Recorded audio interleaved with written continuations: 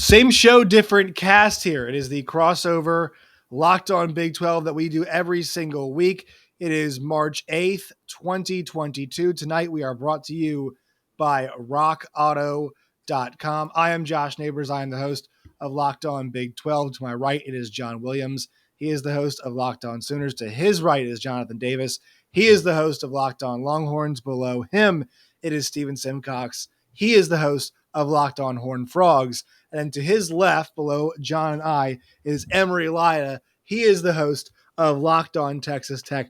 We have got some Big 12 hoops to talk about, just kind of reflecting on the season as a whole, getting into the Mark Adams versus Scott Drew conversation. How successful of a season was this for the Big 12? All that coming up on today's show.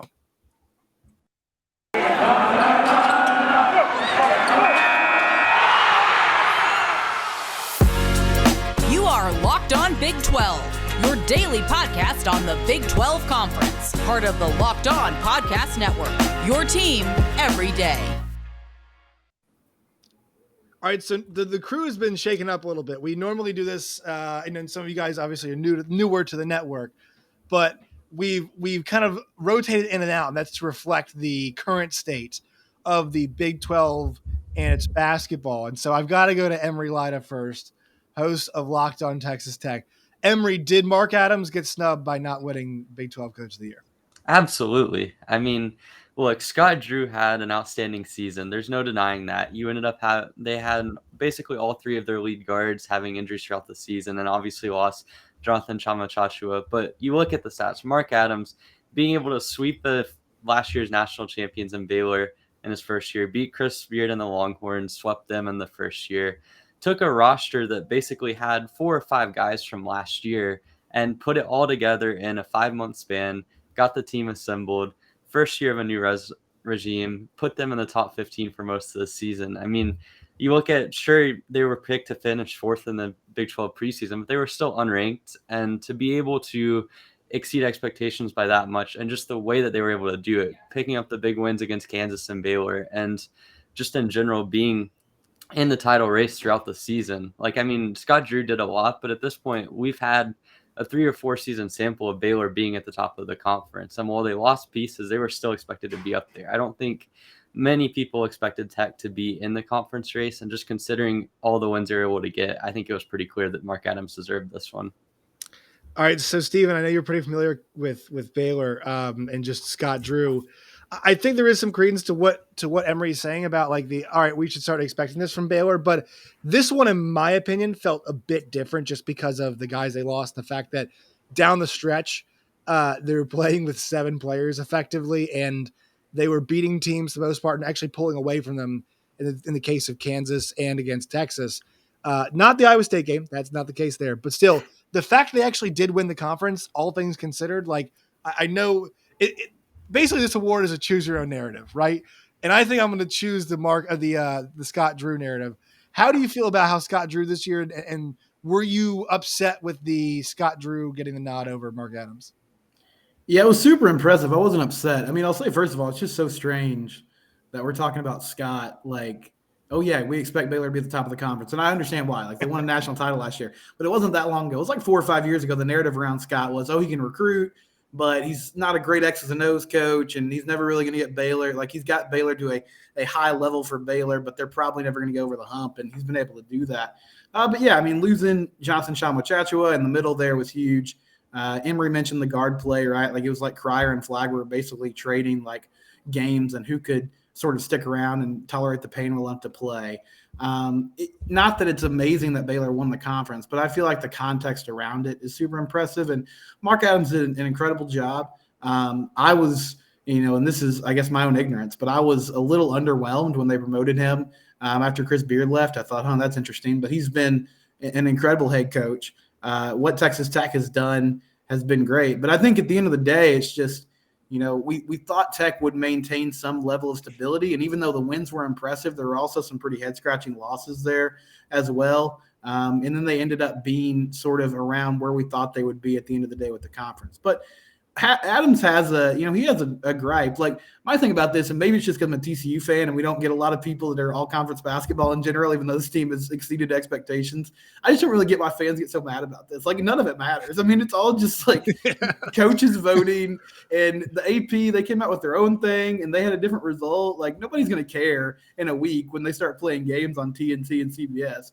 But hey, I get it. Everybody's passionate. They want their guy to win. Texas Tech, I think, especially has rallied around this team, given losing Chris Beard and what's transpired over the past few months. But I think they'll all be fine. I don't have a gripe with Scott Drew getting it. I mean, it's not like if TJ got it from Iowa State, I would be more upset, because even though I know the Clones had a lot of quad one wins and their fans love to talk about that, the overall body of work, the record at the end of the day wasn't amazing. Great turnaround from them, but I don't have an issue with Scott Drew winning it.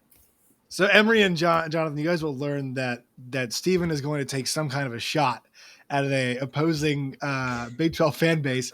He called the West Virginia fans toothless mountain people a few weeks ago, which draws some harsh in a loving way. I mean, in a loving way. And now he's complaining about Iowa State fans talking about how many quad one wins they have. So there you go. He's fulfilled that quota for the week. Jonathan, do you think the reason, because I think Steve makes a good point with some of the head scratching losses, do you think part of the reasons Mark Adams kind of got the narrative boost is that he did sweep Chris Beard, and those games had so much attention, and rightfully so, but like those games were center stage, especially for us who follow this conference?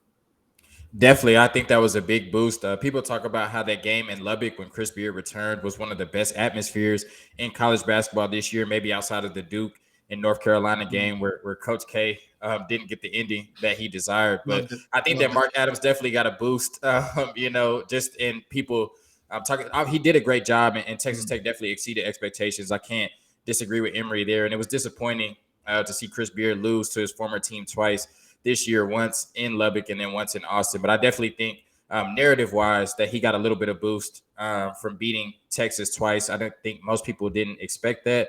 I do think that my pick would have been Scott Drew for Coach of the Year at Baylor, just losing LJ Cryer, your leading scorer, losing Everyday Jonathan Tamia-Tanchua.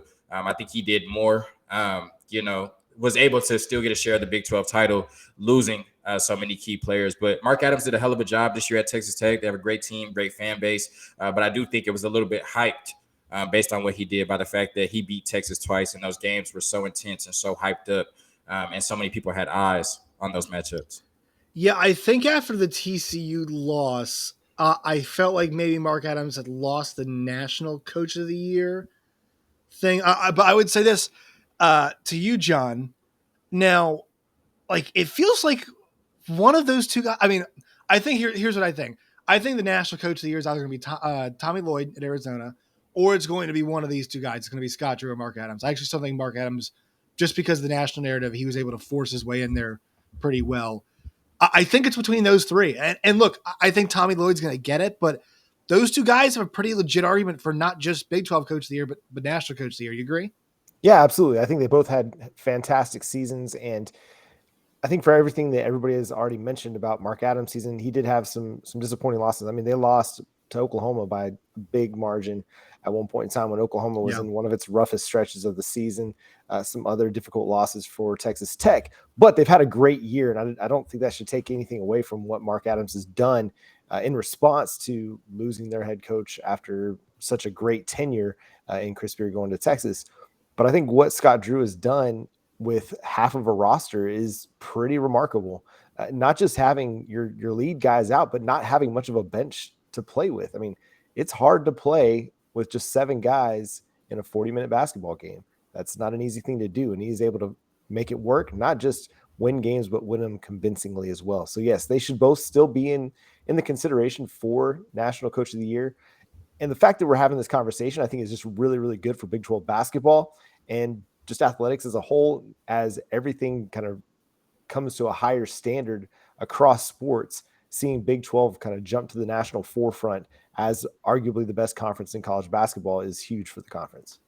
Yeah, we'll get to the idea of whether they are or not in here in a couple of minutes. I want to. Jonathan brought up the Coach K thing. I actually want to run this by you guys.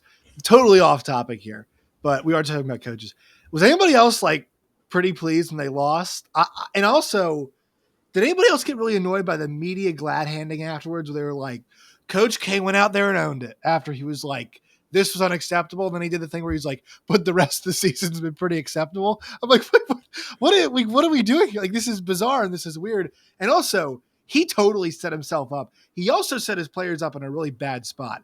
That team, led by 3 freshmen, basically had a reputation to uphold in front of all of these famous people at home. And like sometimes 18-year-old kids do, and probably I would have done, and maybe a couple other of us would have done in that spot at 18 years old, completely shit the bed, for lack of a better term, which once again, it happens, all that pressure on them.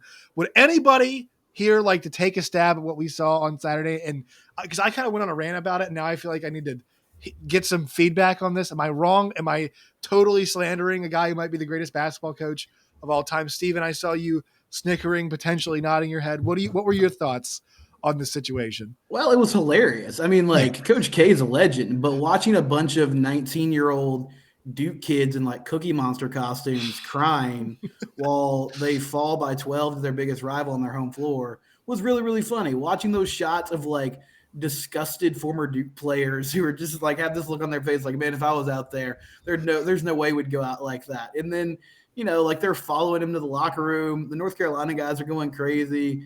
And okay, great. Yeah, Coach K went up there and said his piece. Like, he's like a 70-year-old man. Like, that's what I expect him to do. I didn't expect him to get out there and just start yelling at people. He handled it pretty well. And they'll have an opportunity if they go on a run. This won't be the way it's remembered. But, man, I mean, listen, if this is the risk you take, if you're going to be the guy that wants a farewell tour, right, this is the issue, you know? Like, if you wanted to keep it under wraps, you could have just – and if you could have just woken up after the season and said, hey, I'm done, there still would have been some snickering and some like, oh, man, that was his last game at Cameron Indoor and they lost. But, oh, my gosh, I couldn't imagine. Like, I guess when you have some space from it and down the road, there'll be people that probably like, it's still really cool I was there. But if you're one of those folks that spent like $5,000, $6,000 for a good seat and then you go watch Duke take an L like that, I mean, that's really funny. Jonathan, do you share a sentiment that I do, that like Coach K is an awesome coach, but some of his behavior in the last few years is at best questionable, and like much of it's very vain. And I'll give this example here. When he pulled Dylan Brooks aside after that game where they lost, and he said like, you're better than that to him, and then tried to lie about it after the game, I was like, who does this guy think he is? Pulling somebody else's player aside and being like, you are better than what you just did. I work with Tom Brennan. He used to coach Vermont. He's gotten older now, but the one thing he says is he learned, I coach my players, you coach your players. Thought it was completely out of line. Stuff like how he never actually did the sideline interviews and he always had an assistant do it. Like he was above that. The Grayson Allen suspension stuff was really weird. Calling out the kid reporter being like, what's your major last year was a complete Bush League move too. Like, guy's a great coach, Jonathan, but am I wrong here in saying some of the, and there's also this farewell tour is just the most vain thing I've ever seen in my entire life. Like, there's some reason to kind of poke fun at Coach K here towards the backstretch of his career.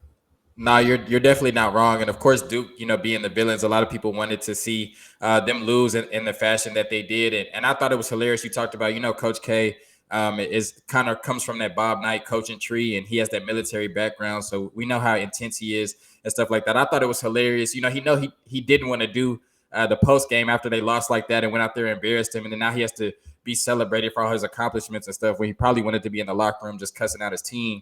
But he comes out and, he's like, tonight was very disappointing, and the fans are trying to like, no, Coach K, it's okay. And he's like, it was so awkward. It's not okay. So awkward. Yeah, it was shut so up. weird. It's not okay. So, I think that, Coach K definitely loves some Coach K. And I think that's why Duke basketball has been what it is. He definitely made it a little bit more about himself than we've seen some other coaches do. But, like Steven said, that's the risk you take when you set up a type of ceremony like that after the biggest game of the year. It's a 50% chance of if you losing or winning, and they lost, and I was surprised. That's a team that they beat by 20 at North Carolina in Chapel Hill, and they were up by 11 at one point in that game, and they allowed North Carolina to come back and embarrass them. So I understood it. He was upset. That was a tough loss. It was embarrassing, especially given the way that ESPN had kind of set that game up all year. But it's a tough rivalry. It's one of the biggest rivalries in college basketball, and ultimately North Carolina got him. And so I did think that, he kind of threw his players under the bus a little bit, where he was just like, tonight was really disappointing, but the season isn't over. He kind of set up this gladiator, like we're gonna go on a run and not lose again, type. So they already embarrassed him and Cameron Indoor, and now if they lose again, Coach K came out in the interview and said our season's not over. So there's a lot of pressure on those kids, like you said, led by a freshman, but that's what makes him intense and what makes us criticize him is also what's made him so great for the last 42 years. So, I didn't think too much of it. Yeah, I just enjoyed laughing. I will say, John, this reminds me of a Sooner coach who just kind of said, "All right, I'm done. It's over." That was Bob Stoops, right? And Bob did not want to go out with the rocking chairs and the gifts. He didn't want Kansas State to give him a poster or some kind of shit to him. And an L. He was like, yeah, right. And so that's kind of the difference here. And I think like this is an example of how, like, also I thought Tom Brady, the way he went out, like pretty clearly did not want any fanfare on the way out the door. Right. I think Ben Roethlisberger, if he could do it differently, probably wouldn't have done it the way he did it this year, considering how bad he was. But like this stuff is just kind of funny as it's happening. And also as we look back at it, but Bob Stoops like kind of nailed it, didn't he? Yeah, absolutely. You know when your time is right and you step aside. Like if Coach K was ready to step aside, he should have just done it. He's probably one of the few people that can have a farewell tour, but you run the risk. But then it's really lame of Duke to come out and say, or at least reports saying that Duke was upset that UNC didn't honor them. I'm like, in what world is Texas going to honor an Oklahoma rival, or like in one of the most heated rivalries in all of sports? That's what UNC and Duke is. And so like, shout out to UNC for not falling for the trap of honoring the guy that's been your biggest headache for the last 40 years. Like it's okay. You can just let that one play out. So yeah, I think it's like you guys have talked about. You run the risk of getting embarrassed. You run the risk of putting more pressure on your players. I mean, this is now his last ACC tournament, going into his last March Madness. The spotlight is going to continue to be on Duke for however long they're in this thing. And I don't think it's going to get any easier. Every team is going to want to be the team that gave Coach K his last L. Yeah, and I think they might roll through the ACC tournament, but I mean, once again, led by 3 freshmen in March. Emory, anything from you on this entire situation? Did you enjoy the complaining about how? Also, the Big 12 did play a role in this. Kansas and Texas delayed the beginning of the broadcast because they decided to take their game into overtime. I should have mentioned that one for you, Jonathan. But Emory, any of your thoughts on all this situation as a whole? Oh, I just think it was absolutely hilarious. First, to start the game, they were delaying and delaying and delaying, and then finally they just had to put on ESPN2. I was kind of hoping they would keep going to the second overtime with KU and UT at that point. And then just looking in terms of the overall ceremony and whatnot, this is why you put your ceremonies before the game if you're even going to have one at all. Because if you have to address the crowd after a loss, especially of the magnitude of a Duke UNC game, it is just going to be a disaster. And like nothing Coach K could have said there would have been appropriate, because if he goes after the fans or the players, it's like, what are you doing? If he does the response that he did, it just seems awkward and kind of self-centered. And then if you don't say a response at all, it's just going to be very tense in the room. So, I mean, he put himself in that situation. I mean, certainly it's a big rivalry, and I mean, Duke had to go into that game feeling comfortable and confident that they would be able to pull it out. But I mean, at the end of the day, it was probably one of the more memorable college basketball moments you're going to see in the last decade, just because of the fact that Coach K had this whole red carpet out for him. He had all of the former players that he invited that ended up coming, and they saw their team lose to a double-digit underdog. Like, can't write it. Jerry Seinfeld was there. Does Jerry Seinfeld have any connection to Duke? I don't think so. No, he's just a bandwagon rich dude. Like all those rich guys like that are Duke people. Hey, Josh, you think at any point in the season, Kay thought about calling up the commission of the ACC and was like, "Hey, could you get me Georgia Tech in here for the last game? Or like, could you send me NC State?" They're gonna add Elon. They're gonna add an extra game for Elon at the end of the year. Yeah, he was like texting Hubert, like, "Can you guys get COVID or something?" Did you see they asked if they could be put in the Midwest region, I think, so they could play in Chicago. I forgot who reported this last week. So they could play in Chicago which is K's hometown. It's like, what is the NCAA a DJ now taking requests? Like, I hey, mean, can we get the Midwest? Like, what the hell is that? in fairness to them, though, that is something that we've seen over the last few years where occasionally you'll see a team that requests to be in a different region than what the NCAA would regionally assign them to. That is And fair, but normally it's for the purposes of proximity to home, correct? normally it only happens if you're on the one line, and now Duke is Right. not going to be on the one line. So it's kind of a bit awkward there. But I mean, we've seen that a little bit. I think in 2015 or so with Duke, if I remember correctly, they might have had something similar to that where both Yes, them but and this is for Virginia were on the one line. the express reason of But putting the coach in his hometown. yeah, no, that's very superficial and quite interesting, but it is what it is. Coach K is going to make sure everything's about him. So Yeah. that's Which is all like, there is which to is, it. I feel like this is a weird thing that's recently just been developed about all of this. Like, we always had this idea of Coach K, like molder of men. And then like the one and done stuff is hit. And I mean, ever since 2015, let's be honest, he's just rolling the ball out there. Like, he has not done a lick of coaching in the last 7 years. That Zion team, once again, not making a Final Four at least, is one of the biggest travesties.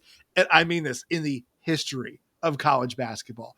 They should have lost to UCF. They should have lost to Virginia Tech too. That team should not even made it out of the round of 32. He's been rolling, and that last year's team didn't even make the tournament. So, I think all of this like hullabaloo is like, look, this guy's kind of passed it in multiple ways. Now, the team's awesome this year. I'm skeptical of how much of this is actually Coach K and how much of this is the guys behind him. I think they've got a really good staff, and I think John Shire is going to be a very good coach. I'm not a huge John Shire guy, but like, I hope he does well. I want him to do well. So all this stuff, guys, just to me is like so compelling, and I'm here for it. Look, if he wins one more, I'll eat crow and say I was totally wrong. I'm here for it to end ugly. I'm absolutely here for it to end ugly, and I might be the only person out here saying that, but I just want to put that out there. All right, let's get hear from a couple of our sponsors here. Today's show is brought to you guys by Built Bar. Go to built.com today. That's built.com. When you guys do, check out the line of Built Bars that they've got right now. They have got mint brownie, coconut almond, and new this month, white chocolate cookies and cream. 130 calories, 4 grams of sugar, 4 grams of net carbs, and 17 grams of protein.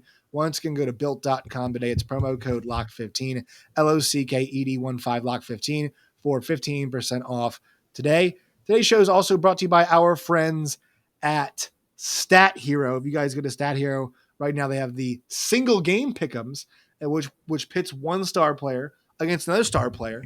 Truly a hybrid between fantasy and sports gambling. It's pretty awesome to see. Take control back from those handicappers that always seem to have the advantage. Start focusing on the players you know the best with a gameplay that does not rely on big spreads, long odds, or funky props. Stat Hero is the easiest and fastest way to get your sports action fix.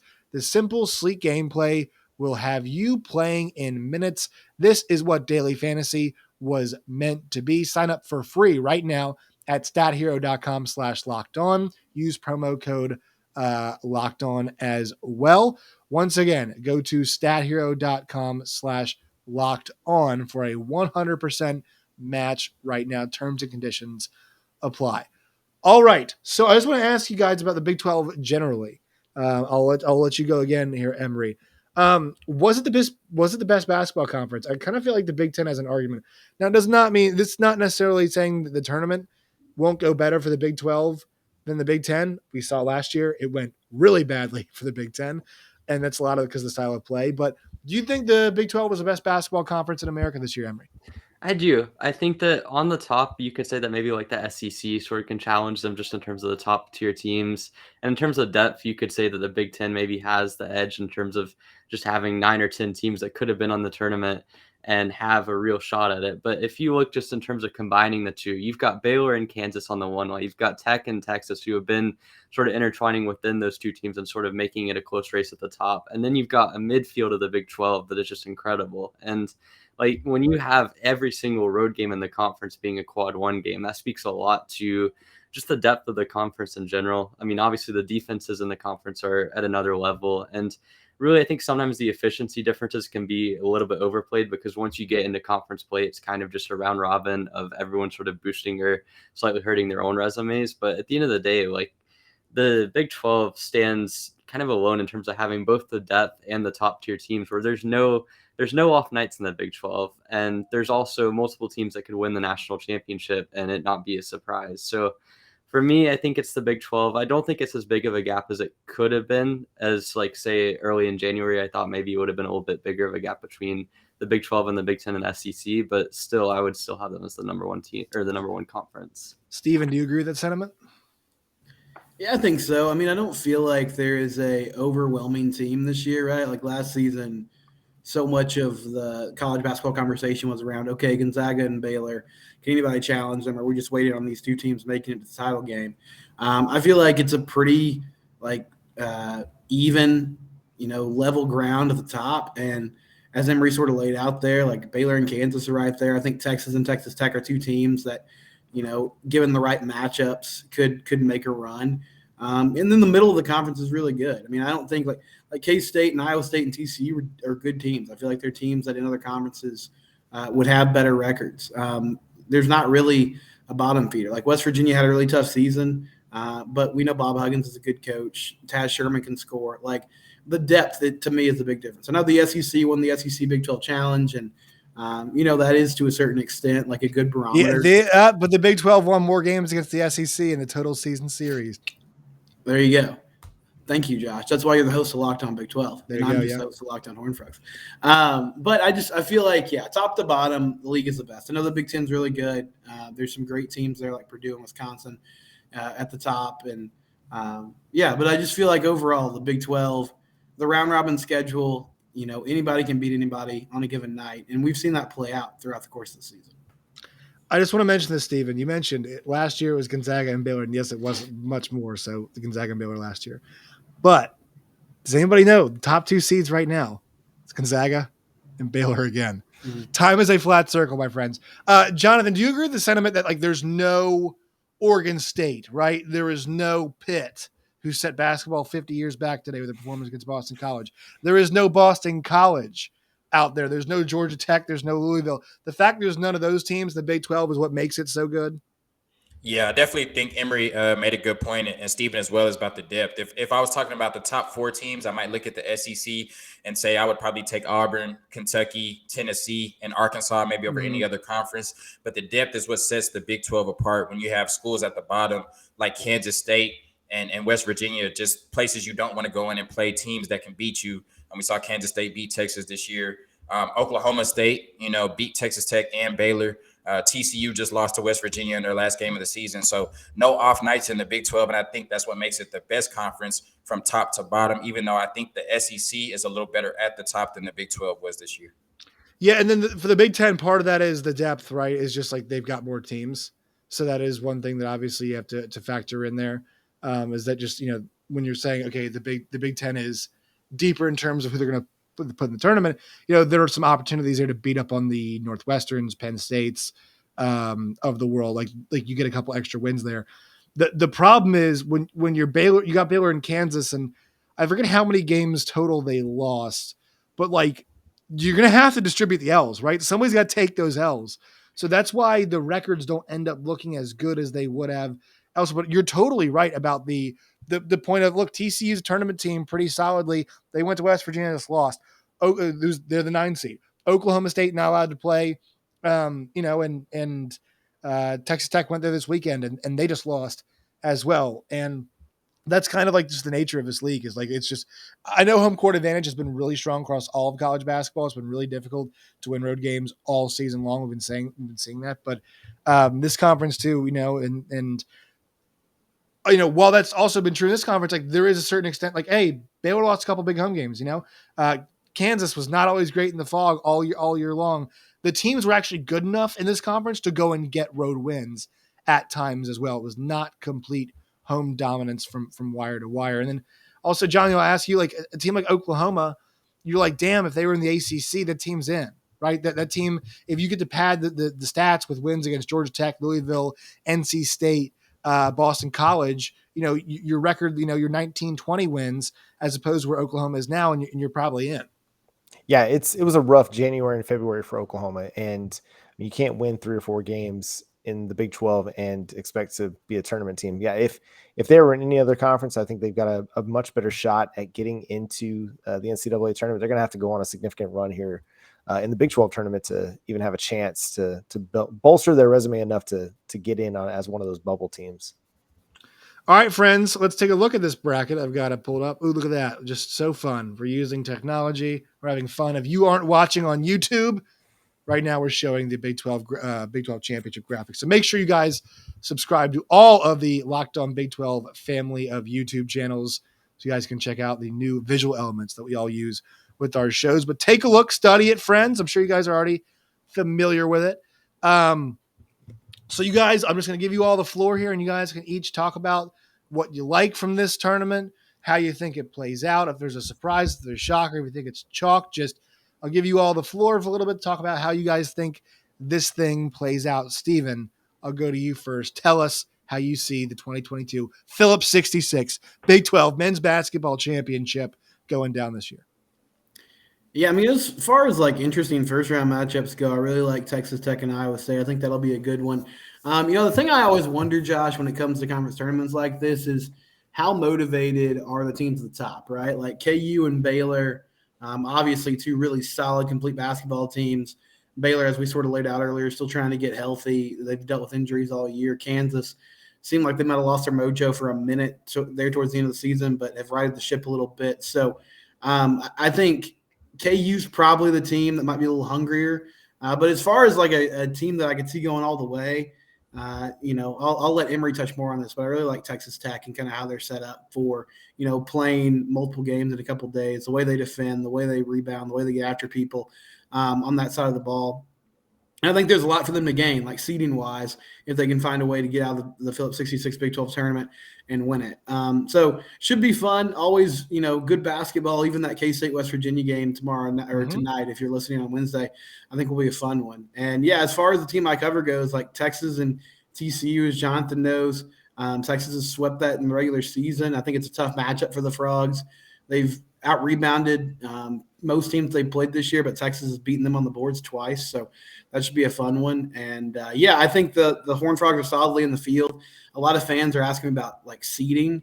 And, I mean, I hope that they can win a game or two and improve their seeds. Yeah, and honestly, 8-9 line, right? Because that just puts you in, it puts you basically right in the path of a 1 seed, which is a tough part. It does, and if you can avoid it, that's great. But honestly, like talking about seeds in the NCAA tournament is like giving with TCU is like asking a starving man if he wants a menu. Like I'm just happy that they're playing basketball, meaningful basketball in March. Like if they're there and they're playing around one game, if they win around one game, I'm over the moon. So where they end up in the round of 32 doesn't matter as much. How do you see it going, Steven? Who do you think wins the Big 12 tournament? I'm taking Texas Tech over Kansas in the final. Yep. So, Emory, I'm going to ask you about this now. Kind of perfect transition here. So, I think that the two teams the most to gain here are KU, and KU can obviously solidify themselves in the one line, then Texas Tech, who has not been playing their best basketball. But also, they want to get healthy, too. So, your thoughts on kind of just needing to get right and make sure all the facets and everything's kind of locked and loaded as you head into the tournament. Texas needs that, too. We'll get to you in a second here, Jonathan, with that. But, Emory, your thoughts on that first, just Tech's outlooks and then how you think this thing goes down. Yeah, I think for me, it's just going to be kind of a balance of obviously you want to be able to win these games, and certainly Tech could stand and make up a lot of the ground that I feel like they lost over the last week and a half. But at the same time, you've got Kevin McCullough, who's been injured the last couple of weeks, and not sure if he's going to be able to give it a go in Kansas City. But if he is, I would expect him to be on a minutes restriction. I would not be surprised if Mark Adams was a little bit conservative with TJ Shannon just because of how the back injury has been flaring up recently. And so if you take those two guys out of the equation, you're talking about a team that really kind of can struggle to score the ball efficiently. And I think that this is also something that Tech has struggled with in conference tournaments. I mean, they have one win in a conference tournament in the last 7 years. And how much of that was Chris Beard? How much of that was Mark Adams? How much of that was a roster? I don't really know. But the fact is there were a lot of good Tech teams over that time frame that just couldn't get it done. So I'm a little bit skeptical in that sense. But obviously, Tech does have a fair bit to gain from a seeding standpoint. I think they match up really well against Iowa State. The first matchup in Ames almost won with 7 players and most of the team out due to COVID. And then in the second matchup, it was really not that close in Lubbock. So I just think that Tech does a lot of what Iowa State does slightly better. And I think that's a good matchup. But getting into the games against Baylor and Kansas, I feel like it's really going to be dependent on how the team is healthy and just how much Mark Adams is willing to risk. If they beat Baylor 3 times in 1 year, I mean, that's pretty damn impressive. See, I think that would prove who the coach of the year should be, but that's another discussion. The holistic versus the specific game thing. So what's your prediction for how this thing goes down? I'm actually going to take Kansas to win the Big 12 tournament, and I'll take Kansas over Tech. I think that Tech wins over Baylor for a third time, but I just think that 3 games in 3 days, you're going to see a team with a little bit more experience and maybe a little bit of a home crowd advantage in Kansas being able to get things done. I also think the one thing we had to mention here is like Baylor. We kind of know what they are, so it's like I don't know if we need to play 3 games in 3 days with 7 players. I'm not sure if it's like Steven said, if it's advantageous. I still think it's going to be one of those where it's like they want to. I'm going to add one more thing to this as well. Go ahead. I think if there's a team that beats Kansas in the tournament, it's going to be Nigel Pack having another. I was going to say it. I was literally going, yeah. I think his Big 12 tournament last year was absolutely incredible, especially the first round matchup against TCU, I believe. And if he can pull another one out of that and be able to get that victory over Kansas, I think it's going to be, out of all the teams I look at in Kansas's path, that's probably the matchup that would scare me the most if I was a Jayhawk fan. Yeah, and what's interesting about them is like, a decent supporting cast, right? Yeah. Like with Mark Smith and Noel, it's like actual 2 players who could support a guy going on a big run. So yeah, almost the those guys can be the who was it? I guess the old Shabazz Napier to Kemba Walker, if you will, in that situation. All right, Jonathan. So Texas is a team that I think because of their defense sets them up really well in these kind of tournament situations. One thing I want to see is late in games, who is the guy? Because it's definitely not Marcus Carr, and I want him to be the guy. It just never happened. But who is the guy late in games? Do you like Texas tournament outlook? Both Big 12 and NCAA, and how do you see the Big 12 tournament shaking out? So for the Big 12 tournament, I'm taking chalk really into the semis, and then I'm going to have Texas against Kansas and then Baylor against Texas Tech. I ultimately think Baylor wins the Big 12 tournament this year. As far as Texas's outlook in the Big 12 tournament, we played Kansas twice. Close this year, we beat Kansas 79-76 in Austin, and then we just lost to them in Kansas for the last game of the regular season by 7 in overtime. And I think just Texas, we need to find that alpha on offense. We have the best scoring defense in the Big 12. But when it comes down to the offensive end, like you said, who is going to be that guy? Is it going to be Andrew Jones? Is it going to be Marcus Carr? Is it going to be Timmy Allen? I think too many times they struggle with finding that. And we're really lacking in size right now. We've kind of lacked in size all season, but especially with Trey Mitchell taking a leave of absence, that's been a big loss for this team. And so we get out-rebounded a lot, really struggle against athletic guards, which you have in Kansas and Baylor, and then struggle with teams that are able to function in the post like Texas Tech, Baylor, and Kansas. And so I just don't see Texas, as well as they defend and as well as they played against Oshai Abaji this year and Kansas, I don't see them being able to get past them. And I think Baylor just continues that magic and they win the Big 12 tournament. As far as the NCAA tournament, once again, Texas just has this thing where they can't really beat teams if they allow them to score more than 60 points, so that's not going to take you very far in the NCAA tournament. So I can see us as being a Sweet 16 team right now. I think that's our ceiling. But once again, just without the offensive consistency, like I said, you're not going to hold everybody to 58 points a game. So eventually when you start playing these higher tier teams, they're going to be able to score the basketball, and you're going to have to, match them on the offensive end and not limit them on the defensive end. And I don't think we have the chemistry right now or just the horses to make that happen. Marcus Carr has been a little bit disappointing. Timmy Allen is off and on. Andrew Jones has been cold. Courtney Ramey has been cold. So I see us as a Sweet 16 team, maybe in the NCAA tournament, but I can't go any higher than that right now. I think it seems to be a lot of the sentiment. John, nobody's talking about those Oklahoma Sooners who have won 3 straight, and they got that sneaky matchup with Baylor right there. Your thoughts on if the Sooners can pull off the upset and maybe get themselves on a little run here, a little Porter Mosier magic. How do you see that going down in top of the tournament as a whole? Yeah, so Oklahoma football starts spring practice on March 22nd. Baker Mayfield's getting a statue on April 23rd after the spring game. Sorry, basketball. I'm not real thrilled about this first round matchup. Baylor's beaten Oklahoma by double digits both times this year. Oklahoma's a streaky team. If Emoji Gibson can hit his shots, if he can shoot well, they'll have a chance. But if he's not hitting, they're not going to be able to score enough to keep up with Baylor. They've got solid guys in the post that can play in Tanner Groves, Jacob Groves.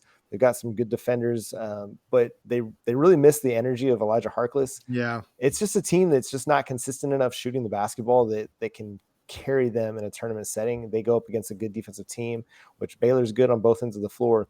It's going to be really hard for them to win. So if they can cover, that'll be a win for them. But I have a hard time thinking that they're going to be able to pull out a win against the defending national champion. And how do you see the tournament going down? Who do you think wins it all? Oh gosh, man, I'm terrible at brackets. So you'll probably beat me in your Run Your Pool bracket if you signed up with a promo code. We'll get to them in a moment. We have, but I don't know. Give me the Zags. Actually, I'm going to go Gonzaga. No, in the Big 12 tournament, John, jumping the gun. Yeah, sorry, there is one tournament, the tournament. That's true. Sorry, Big 12 tournament. One hell of an upset in the Big 12 tournament. Fine, John. Just make sure you know who is going to win the 2022 Phillips 66 men's Big 12 men's basketball championship. So I'm going to say it's going to be the winner of Texas, Kansas, and I'm going to say Kansas. Sorry, Jonathan and Longhorns. But yeah, I'm going to go with Kansas. I think for a lot of the reasons you guys already spoke of, their experienced team with good coaching, they're going to be on pretty much home floor. That's going to benefit them. Not going to have to travel much. But yeah, that's kind of the way I see it going down. I think Texas Tech probably knocks off Baylor. It's going to be Kansas over Texas Tech in the final. So it sounds like West Virginia is going all the way, according to our predictions. That's what it sounds like. We're all going to look like a bunch of idiots. No, I think you guys, I think we're kind of all hitting the same too. I will say, Emory, I would be delighted if we got the Nigel Pack run, because he's actually the one guy who feels like they can do it out of all the guards. Shout out, but like Nigel Pack's the one guy who shoots like 40 times a game, it feels like. So it feels like he's actually got the potential to do that. All right, one more word from our sponsors, and we'll get out of here. I pulled it down. Today's show is brought to you by our friends at Run Your Pool. It is NCAA tournament time, and the best way to run a pool is go to RunYourPool.com. When you guys do it, you can check out the different games they have. They've got Survivor or Pick X, which are both fun in their own way. They also have options to edit scoring, and they offer more intel to make your picks, all the stuff that you will not find at ESPN or CBS. If you have a business, Run Your Pool can help you take some of that madness magic and play alongside your employees, or even gain some customers. If you want to play against us for a shot at a cash prize, join us at runyourpool.com/lockedon. And while you're there, create your own pool for your friends and family. Enter Pure Madness at checkout for $10 off your custom pool. All the rules and details will be available there. That's runyourpool.com/lockedon for your chance to win a cash prize. Today's show is also brought to you by our friends at rockauto.com.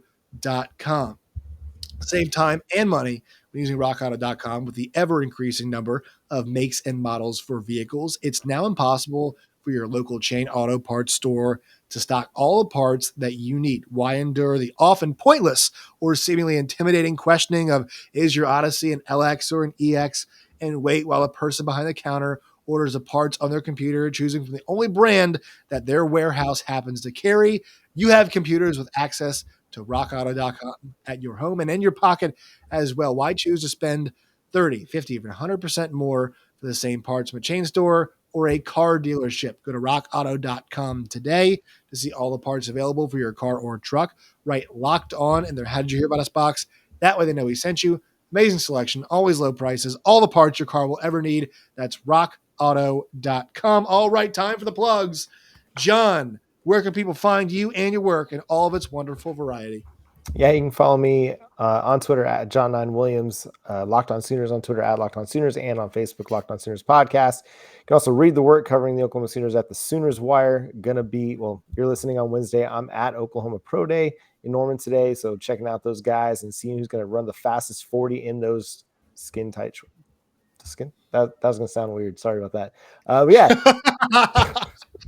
They did pretty well at the combine, though. They did pretty well at the combine. I'll tell you that. So pro days coming. NFL draft. We've got 12 Sooners declared for the draft. So it could be a big April for Oklahoma. All right, Jonathan, while you're thinking about Oklahoma players in skin tight shorts, tell us where people can find you and all of your work. I'd rather see him in burnt orange, but check out Jonathan Davis on Twitter at Jonzo Ball. Yes, like Lonzo Ball, but Jonzo Ball. Twitter, the Locked On Horns. Locked On Horns. That's the Locked On Longhorns page. And, of course, on YouTube, Locked On Longhorns. Make sure you subscribe. That's where you can find me and all your daily Texas Longhorns content. All right, for the sake of not having horned in the last two, or the two back-to-back to confuse people, we'll go to Emory next. All right, so you can follow me at Eraser41 on Twitter. You can follow Locked On Texas Tech on Twitter at Locked On TTU. And you can check out Ryan and I's channel on YouTube at the Locked On Texas Tech YouTube channel. You'll see every day, half the time I have people knocking on my door. The other half of the time, Ryan has his dog, and it's just a great time. And then not last, but definitely not least, our friend Steven Simcox. At Simcox Stevens, where you can find me on Twitter. The show, it's at Locked On TCU, and Locked On Horned Frogs is the podcast, wherever you like to listen to that. Tap into it. You guys can find me on Twitter at JoshNeighbors_. You can find the show at LO Big 12. You can find us on YouTube and wherever you guys get your podcast. Friends, it was a pleasure. Hopefully I'll see you all back here next week. John, a little worried about you. Might not be here next week. See you guys after the tournament. All right. Hopefully we can see you guys all next week. Good stuff, guys.